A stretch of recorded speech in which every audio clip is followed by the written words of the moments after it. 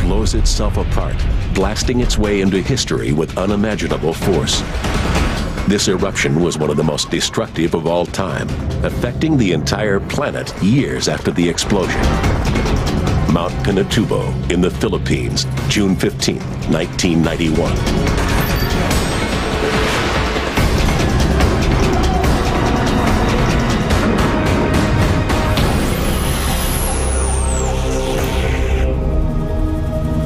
Deep in the dark heart of the Philippines lies a small and undistinguished peak. Once it was a volcano, one of the biggest the world has ever seen.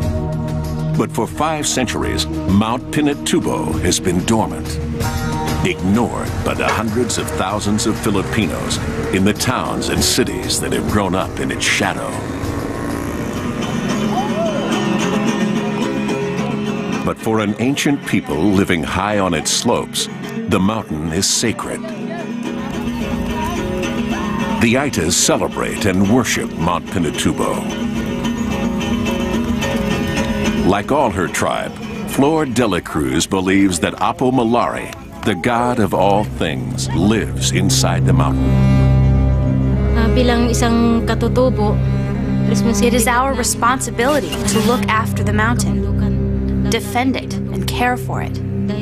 It is holy because we believe it is Apo Malari's home. But stirring deep within Pinatubo is not a god, but a molten monster. Cracks are opening in the bedrock of the mountain, and miles beneath the Earth's crust lies the cause, a colossal churning sea of magma, superheated molten rock.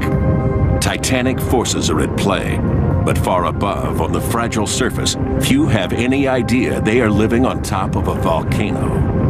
Then, on the morning of April 2nd, 1991, comes the first warning of an apocalypse.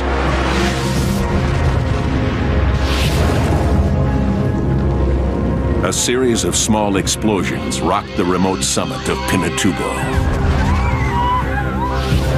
But the Aitas are the only people to see the explosions and the plumes of steam. Pinatubo's warning has no witnesses except those who worship it. The people were terrified when they saw the explosions on the mountain. No one knew what was happening. That night, there was a red light on top of the mountain. It looked like blood was coming out. The next morning, the Aitas describe what they have seen to a local nun, Sister Emma Fontavilla.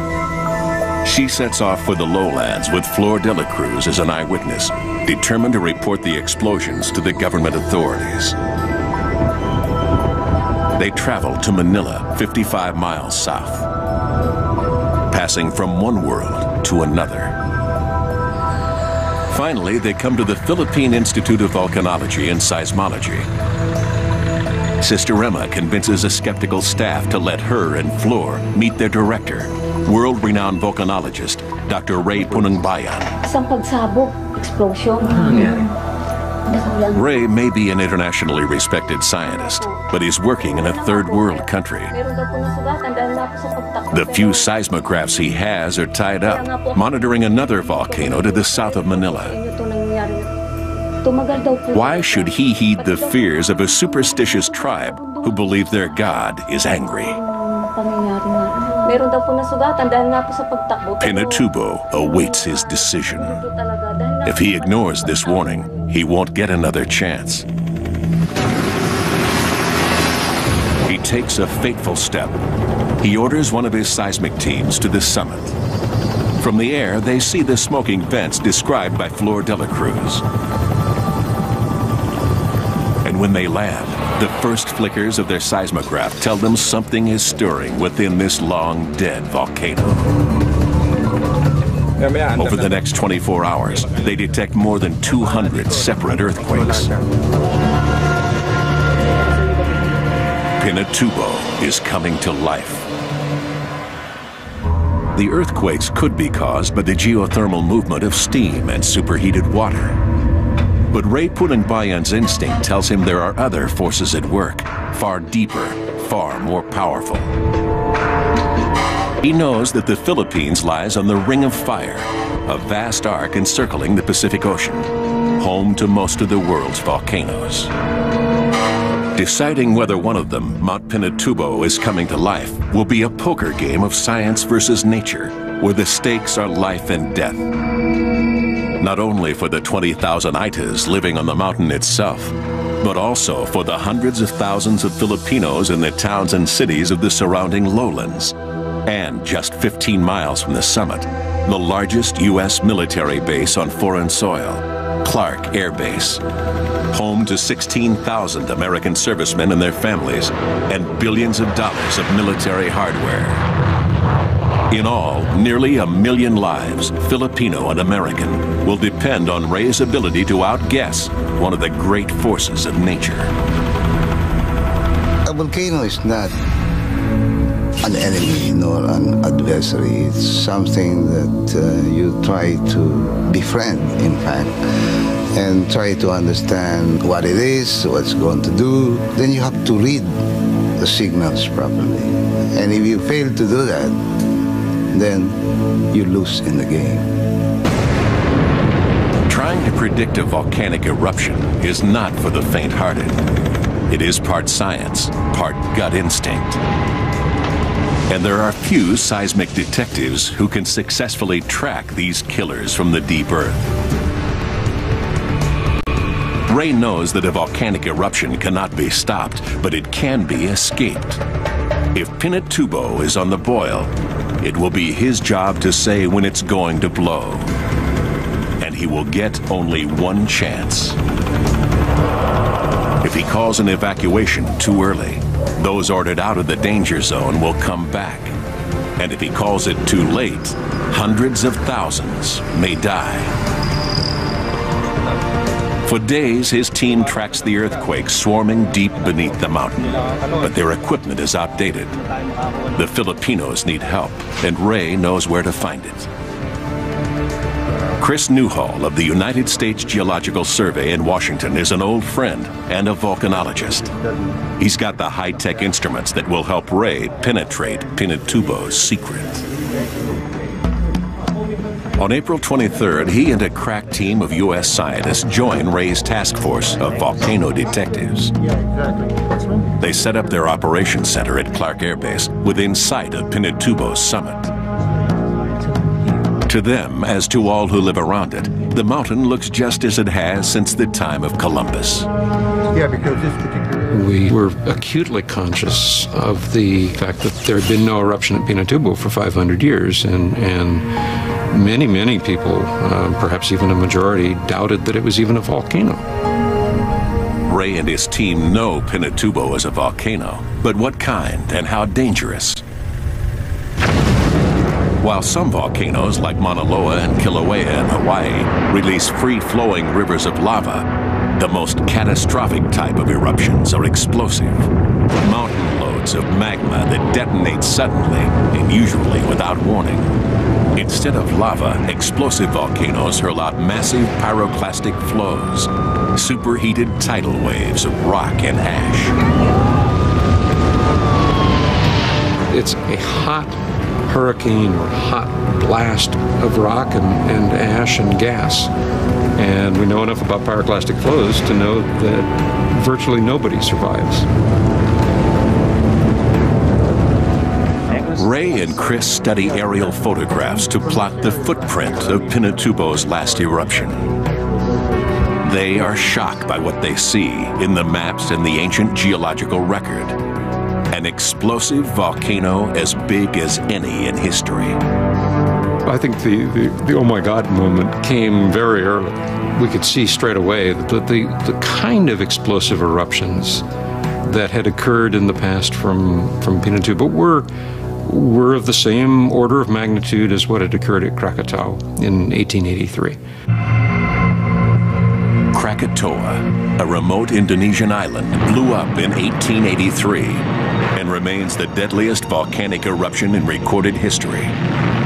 The detonation was heard 3,000 miles away and created a tsunami 100 feet high that drowned 36,000 people. And in Pinatubo's eroded canyons, Ray and Chris find evidence of a Krakatoa-sized eruption. Pyroclastic flows that once incinerated and buried the land under Clark Air Base. Could it be capable of such a cataclysm again? The seismographs trace a veiled but deadly threat. 1 million lives hang in the balance. 1 million unwitting souls dependent on just a few. Ray and his team are intensely worried about Pinatubo's awesome past. And the seismologists continue to detect clusters of earthquakes deep beneath the surface. Ray has ordered an evacuation of the immediate area around the summit. Only the Itas are affected, but to them it is heartbreaking. To them, leaving their sacred land also means turning their backs on their God.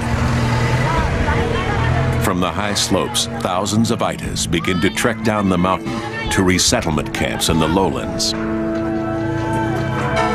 But in a remote ravine on Pinatubo's southeast face, one tribe of Itas has decided to stay and put their fate in the hands of Apo Malare. Hiding from the Army and the Air Force, whose job it is to ensure Ray's evacuation order is carried out, they seek shelter in a cave.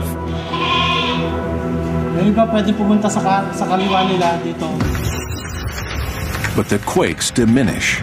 Nothing is reading right. Deep beneath the earth, there is now only a sinister silence. Is Pinatubo just playing dead, or has it settled back into its centuries-old sleep? Has Ray called a false alarm? Volcanoes have claimed countless victims in surprise attacks. But there have also been thousands killed who were warned, but failed to listen.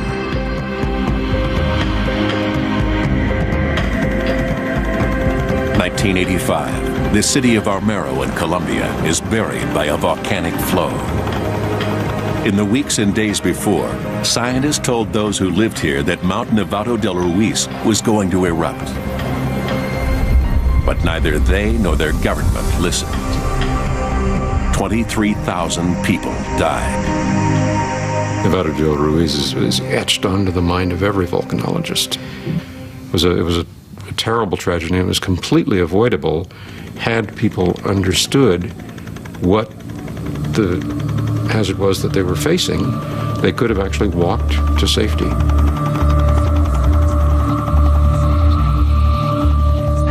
Ray Punangbayan is determined not to let that happen in his country. But right now, he's hanging in the wind of skepticism and outright disbelief.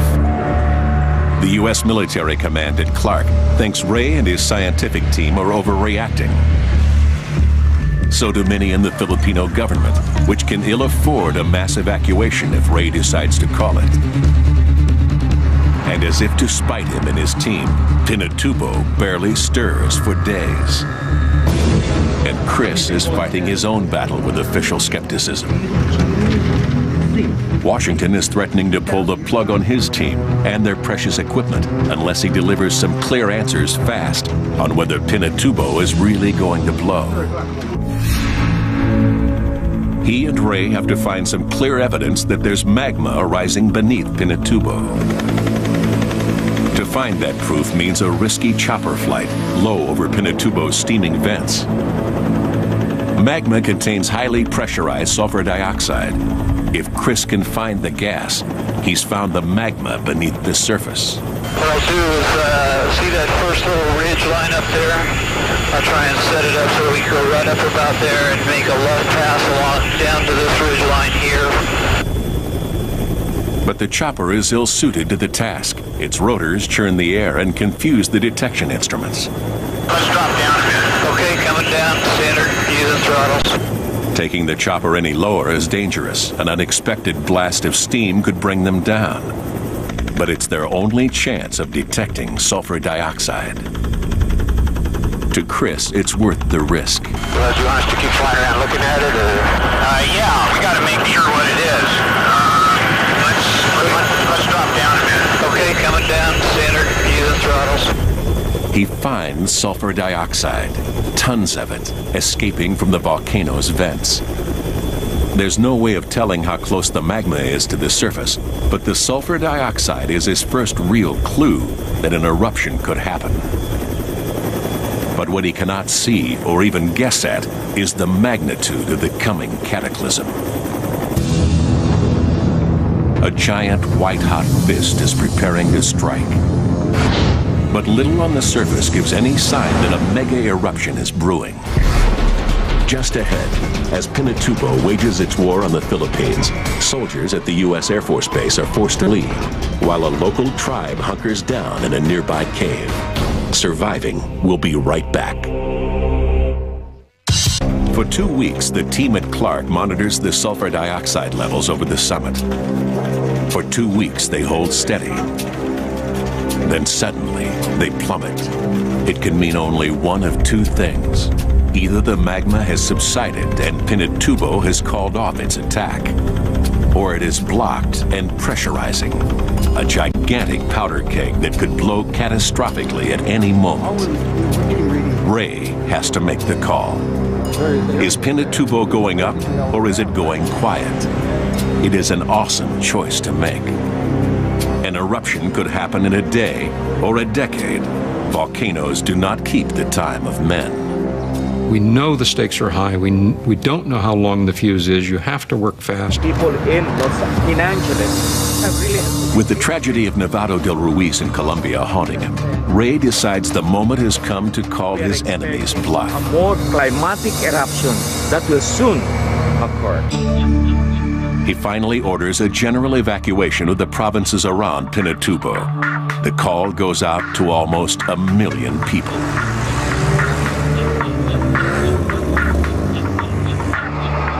But is it already too late? Will everyone heed the call? On the outskirts of Angeles City, Beng Mendoza is about to go into labor. None of us believed the volcano was going to erupt. Neither she nor her family believe what they're hearing about Mount Pinatubo. Most days they can't even see it through the tropical haze. The government was telling all of us to evacuate. We could not accept it because we had lived there for so long, and I was also 8 months pregnant.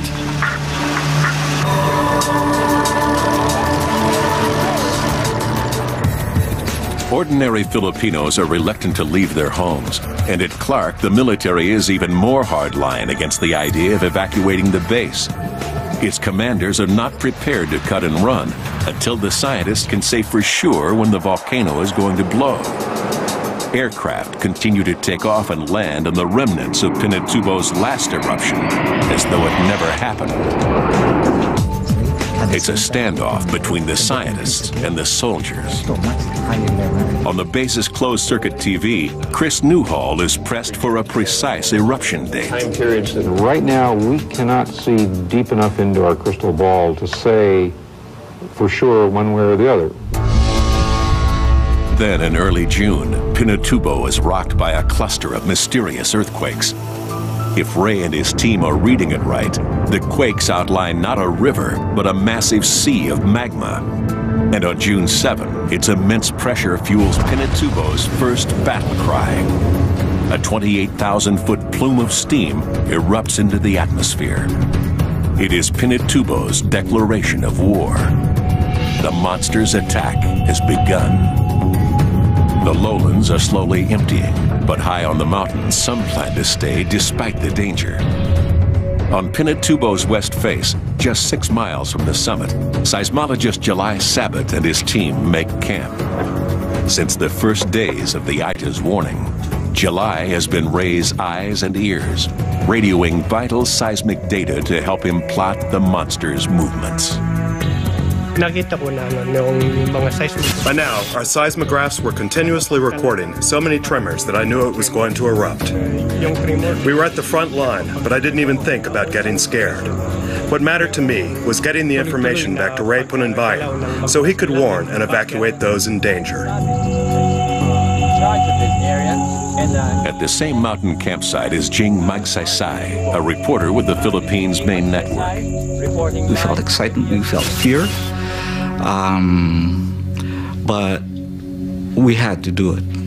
We had to be where we were to get the story. He's covered other volcanic eruptions and is confident he'll be able to pull out when the time comes. On and around Pinatubo, fateful choices have been made. And none are more fateful than by a group in a remote cave high on the mountain's southeast face. In all, there are 40 families, a whole Itis tribe, nearly 100 people, men, women, and children.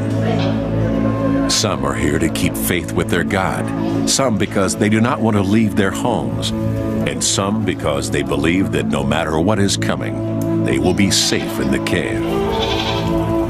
A tribesman named Sebio waits with his wife and young son for the judgment of Apo Malari, the god of Mount Pinatubo.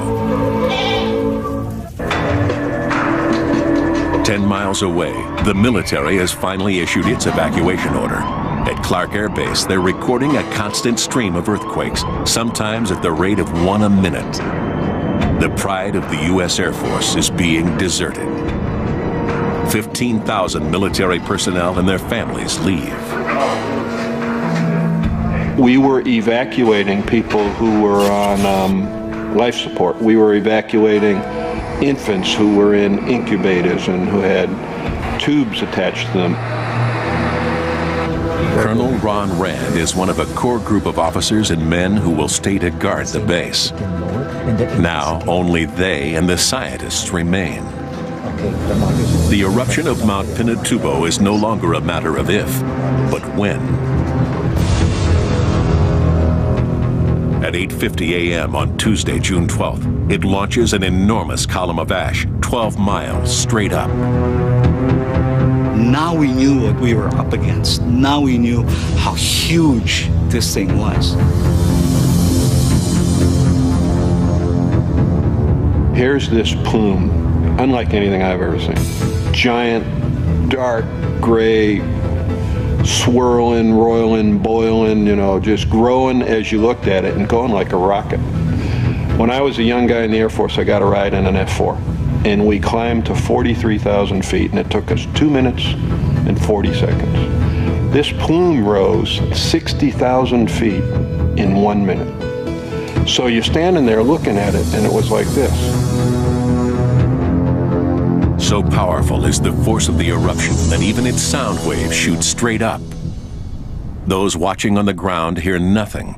This awesome event takes place in absolute silence.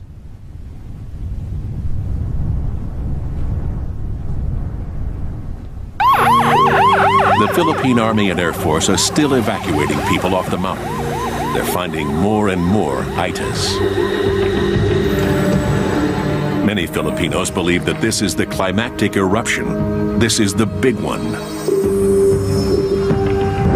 Ray and the team at Clark know something worse. The magma beneath Pinatubo is boiling, gathering force, but it has not yet reached the surface. This is not Pinatubo's main eruption. This is just the beginning.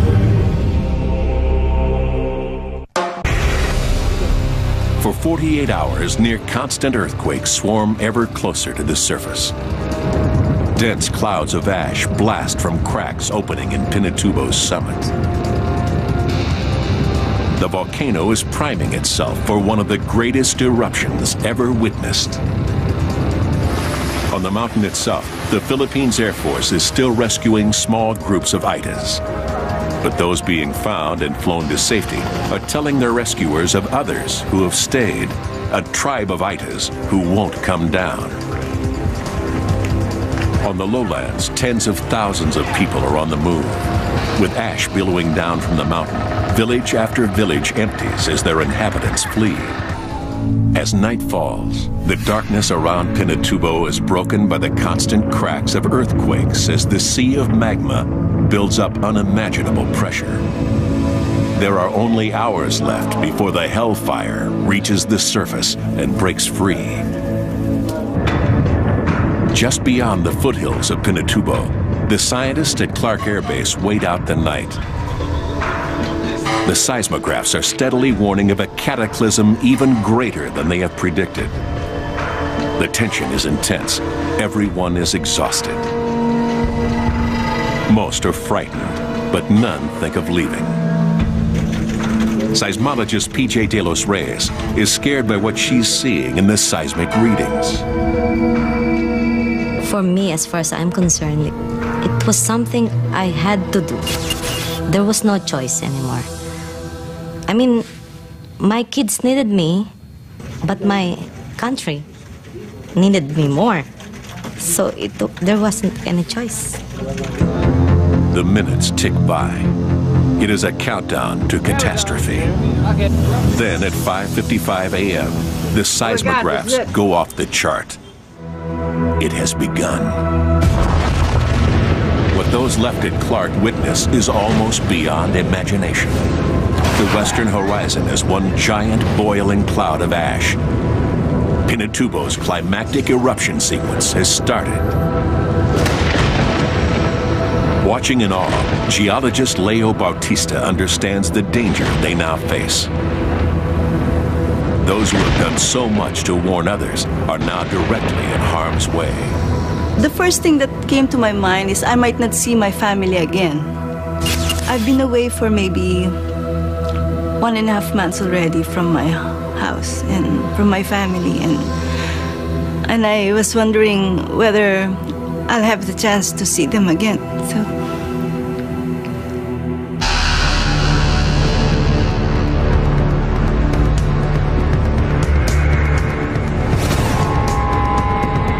For the next 6 hours, Pinatubo erupts 4 more times. Day became night at 3 o'clock in the afternoon, and it seems that as if it's the end of the world. It is noon, and it looks like midnight out here. You can hear the sound of the ash falling. Each blast hurls millions of tons of ash into the sky. Massive clouds of poison gas billow into the atmosphere. Gales of volcanic rock rain down as far as 30 miles away. The monster's fury is terrifying. Then at 1:42 p.m. on June 15, 1991, comes one of the single most cataclysmic natural events of the 20th century. A release of energy 200,000 times greater than the Hiroshima atomic blast. A cubic mile, 5 cubic kilometers of magma detonates straight up, reaching the stratosphere in seconds. From space, it looks like a vast nuclear bomb has gone off, blacking out the Philippines and the South China Sea. Pyroclastic flows thunder for miles in all directions, expanding as they suck in cold air. Billowing killer clouds of superheated ash and rock. I think you could light off every bomb and every rocket and every explosive man has stored all over the world, and I don't know that you would have registered to the Earth what Mother Nature did on the 15th of June. It was unbelievable. High on Pinatubo, Sebio and his tribe wait for Apo Malare's judgment. The mountain is exploding around them. Hurtling toward their cave is a massive pyroclastic flow. 1,500 degrees Fahrenheit, traveling at 100 miles an hour. In skin going dead. That was the scariest part for me. You can't imagine how it felt like knowing that you can be overrun by a pyroclastic flows. And the only thing that we wanted to do was escape from Clark Air Base. Blinded by ash and caught in a gale of mud, they drive west. Inside the car, it's like you're trapped. You cannot go out. In her car, Leo Bautista is trying not to panic as she peers into the impenetrable darkness. driving at 20 kilometers per hour, very slow. I realized that if the volcano decides to exert a bigger eruption, then we're really going to get fried. We're really going to die. Ron Rand loses the rest of the convoy. He is left alone to wonder what's out there. I mean, it was everything from the utter darkness to the roaring rocks and stuff flying all over the place, earth rumbling from continuous earthquakes. You were getting pelted by the stuff coming through the sky. I was beginning to think, this is a fine mess I got myself into now, you know. For a harrowing hour, he drives on, trying to find the convoy. Behind him, pyroclastic flows reach the very gates of the base. But by then, they've made it to safety. Pinatubo made me realize, you know, there but for the grace of God go out. You know, I could have been swallowed up and gone, and nobody would have ever been the wiser. But Pinatubo is not through with the Philippines. This once-in-a-century volcanic eruption is about to be joined by another elemental force of nature. The catastrophe is far from over. Of surviving. Of the 1 million people once threatened by Mount Pinatubo, only a few hundred remain in peril. Its slopes and lowlands are almost totally deserted. It seems man will escape the monster's wrath. And so he might, but for the volcano's murderous accomplice. A super typhoon named Yunya. It is an incredible and deadly coincidence of natural events. Racing across the South China Sea, Typhoon Yunya reaches Pinatubo just as the volcano enters its most cataclysmic phase. It is a 1-2 killer punch, the worst possible combination of calamities. It's unbelievable. It's just simply unimaginable that these two things can happen at the same time. So you're in the middle of a battle between the forces of nature, and you're right in the middle of it. Billions of tons of ash are caught by lashing winds and torrential rain, turning the sky above Pinatubo into a boiling mudstorm. To those caught in it, it's as if concrete is pouring from the sky. House after house, building after building, falls to the devastating mudstorm. It happens quickly and without warning, crushing those trapped inside. It was too much for any town or any person to take. It was just unnatural.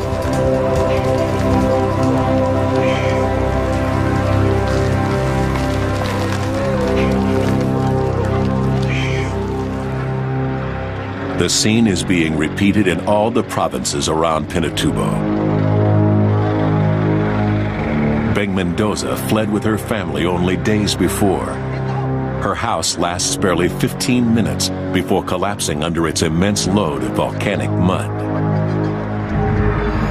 The mudstorm will be the catastrophe's most immediate killer, but it is not the only one.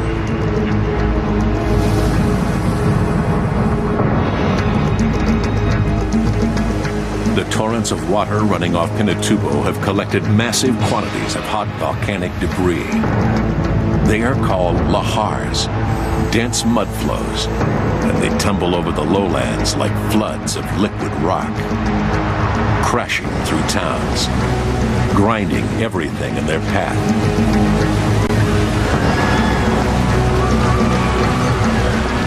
For 15 hellish hours, the monster of Pinatubo hurls everything it can at the Philippines.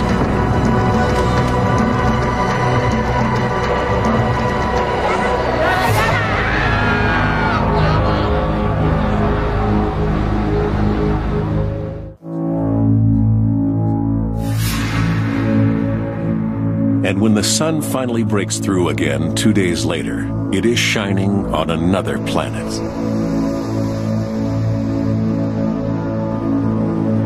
From horizon to horizon, it is a moonscape, a lifeless black and white world.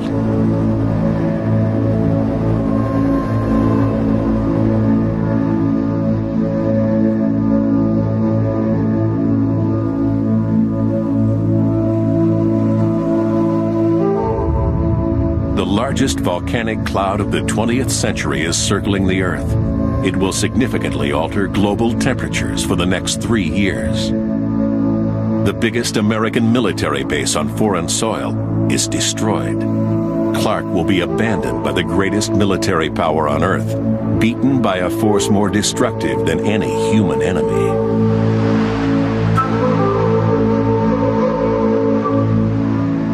After the fact, we said it was the mother of all eruptions. It was the mother of all events any one of us had ever been through. It was huge, it was scary, it was powerful. I know it changed the way I thought about the world we live in. Nature did its very worst, but its opponents, men like Ray Pununbayan and the men and women who worked with him, did better. Incredibly, in this awesome natural event, fewer than 300 people lost their lives, when it could have been hundreds of thousands. It is a victory for man. A human catastrophe was averted.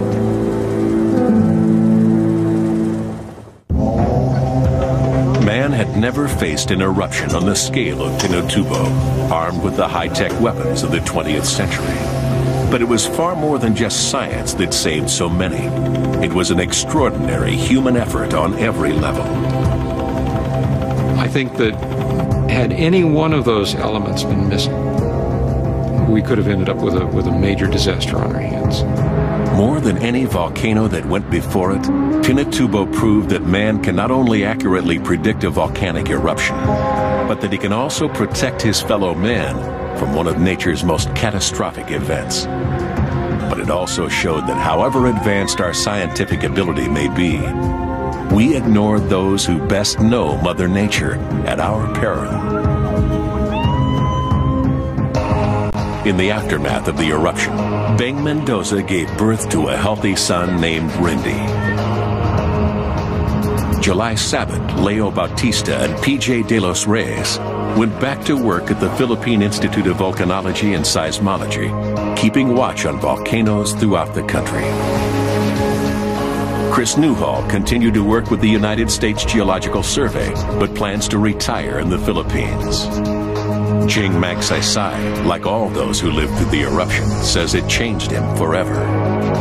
Pinatubo, in the end, became one of my closest friends, I think. Taught me a lot of things. Showed me how meaningful and how meaningless, at the same time, a human being can be.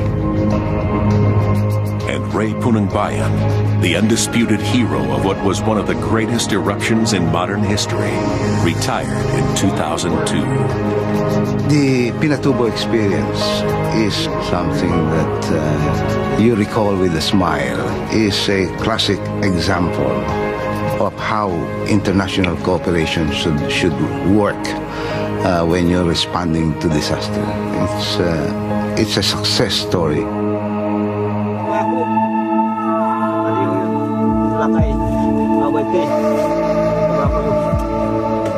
To this day, the Aitas who perished in the cave on the mountain have remained where they fell, their skeletons awaiting a reburial.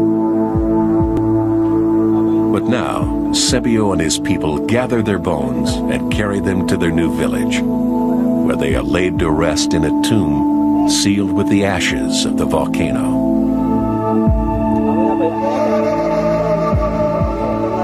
There is grief and bitter memories as the time of their deaths is remembered.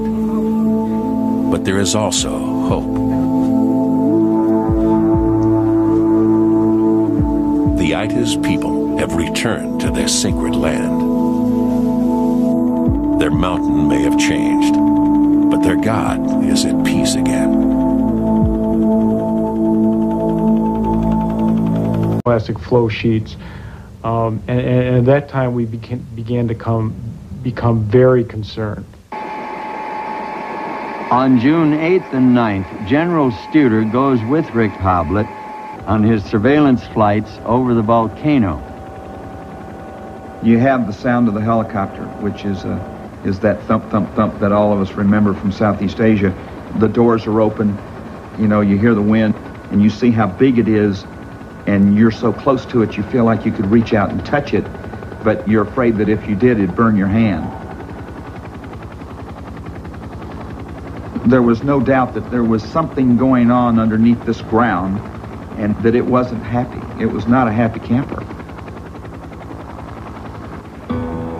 On the morning of June 10th, General Studer orders a full evacuation of Clark, leaving behind only a 1,500-person security force. The top priority for Clark officials this morning was getting people safely out of the area. Staging areas were set up on the Clark flight line to make the evacuation of over 14,000 people as smooth as possible. There you go. Have a safe trip. Thank you.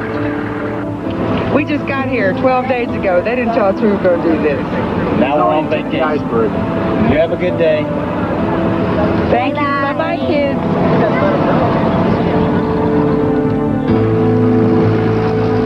The evacuations now underway affect hundreds of thousands of people. The scientists know they have risked a lot predicting an eruption at Pinatubo. Every hour that passes without one heightens the tension at PVO. That was a period of falling off in our spirits. We were then beginning to really second guess ourselves. We were fundamentally sure something was going to happen, but then we started asking the what if. What if this waits a long time? What if it doesn't go? What if we've made a huge mistake?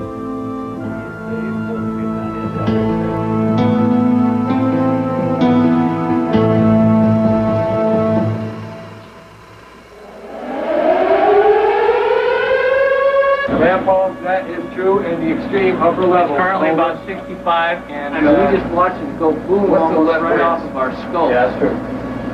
Is the alarm going off? Are we being evacuated?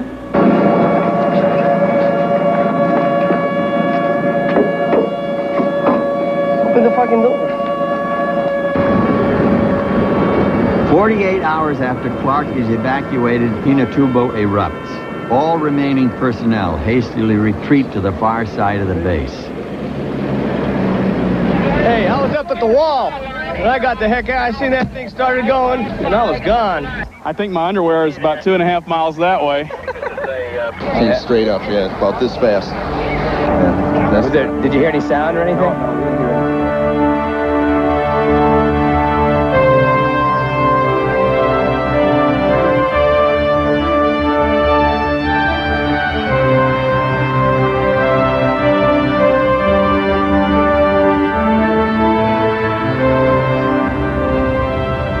When that first big blast happened on the 12th of June, there were several airmen around us just, looking at this thing and, this is just being awed by this, where I was, I was jumping, yeah, go, all right, that's great. I mean, it was more of an emotional release. One, it was a spectacular blast, and second, what we had been saying was right on about the volcano, that we had really nailed it, and there was a lot of excitement about that.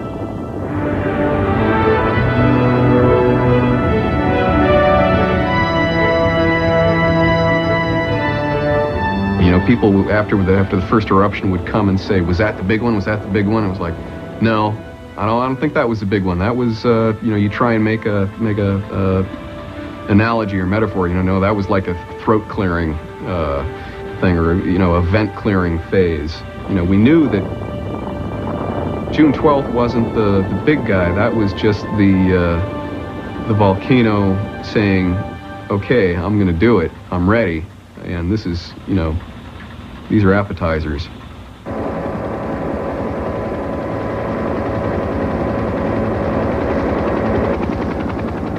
This first eruption covers the once green area near the summit with a thick blanket of gray ash. And there's lots more where that came from.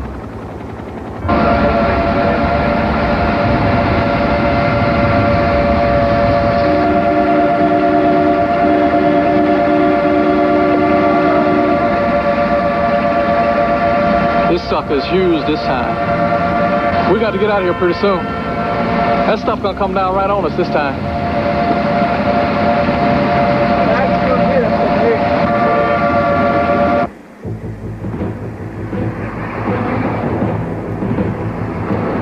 appetizes scale eruptions and accompanying retreats to the far side of the base continue day and night for the next 48 hours.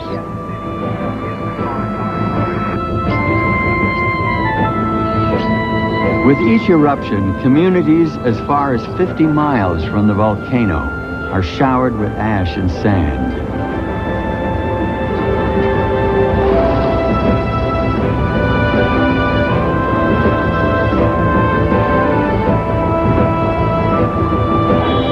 While all this is going on, a major typhoon is heading straight for the central Philippines. It will reach the Pinatubo area within the next 36 hours. Journal entry, 14 June, Friday. Been here 19 days, I think. Seems like forever. 0645. Call Ewart, ask what's happening. He says it's still rocking and rolling. Wonders what's keeping the lid on.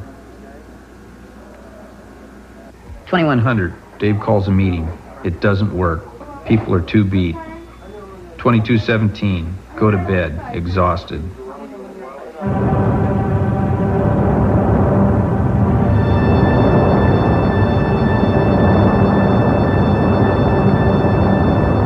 On the 15th, Pinatubo serves up the main course. From 2 a.m. on, there is a continuous eruption, punctuated by massive explosions that send ash 100,000 feet into the air.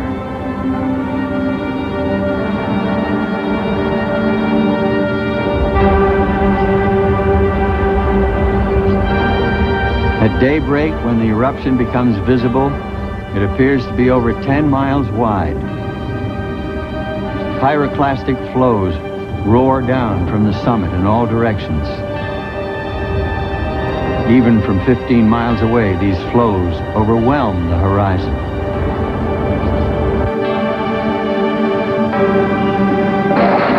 Somebody give me the date and time. Saturday. 0600. This is the largest one we had so far. The 6 a.m. explosion is the 5th of the morning. It is large enough to create lightning as part of its own weather system. At 6:30, rain from the leading edge of Typhoon Yunya hits the area. General Studer calls it quits. He orders all remaining personnel to abandon the base. 0720. Essentially monochromatic 1 Hz tremor, rail to rail.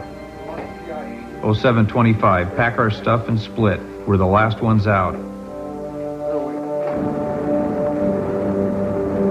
We got down the road 5 miles, and we decided that we had been lacking in courage and proper, objective viewpoint. That things weren't really that bad. Can you tell us what the situation is like now? Yeah, we've had a big eruption, and we're been discussing what to do, and we expect to go back right now.